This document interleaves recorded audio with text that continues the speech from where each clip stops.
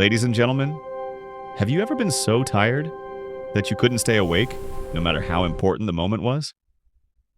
Now imagine this.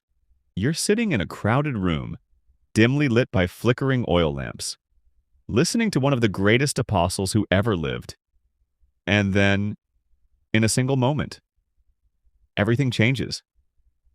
Tonight, we step into one of the most human yet miraculous stories in the Bible. The story of a young man named Eutychus. It was the first day of the week in a place called Troas. Believers had gathered in an upper room, not for entertainment, not for comfort, but for truth. At the center of it all stood the Apostle Paul, a man on a mission, a man who knew his time with them was short. So he spoke, and he kept speaking. The room was full. People sat close together. The air was warm. Oil lamps flickered, filling the room with heat and smoke. And seated on a window ledge was a young man named Eutychus. Eutychus tried to listen. He really did. But the night was long. The room was heavy, and his body was weak. Paul kept speaking, deep truths, powerful revelations, urgent words. But Eutychus's eyes grew heavier and heavier until finally, sleep overtook him, and then, in a sudden silent moment, he slipped. From the third-story window, Eutychus fell. Down, down, down, until he hit the ground. The sermon stopped. Panic filled the air.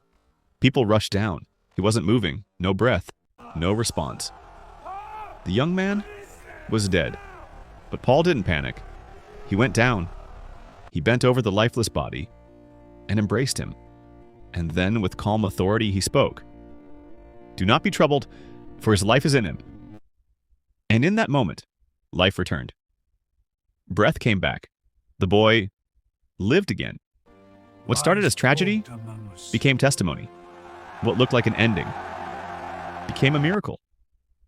The people were not just relieved. They were deeply comforted because they had witnessed something undeniable, the power of God, even in the most unexpected moment. But this story is more than a miracle. It's a mirror. How many of us have sat in places of purpose, but slowly drifted into spiritual sleep? How many of us have been close to truth, yet distracted, tired, unfocused? Eutychus didn't mean to fall, but he did, and sometimes, so do we. Here's the beauty of this story. Even when you fall, God is not finished with you. Even when you lose strength, there is still restoration. Even when others think it's over, God can breathe life back into your situation. So today, ask yourself, where am I drifting? Where am I losing focus? Where do I need revival? Because the same God who raised Eutychus is still restoring lives today. Stay awake, stay ready, stay connected, because your story is not over.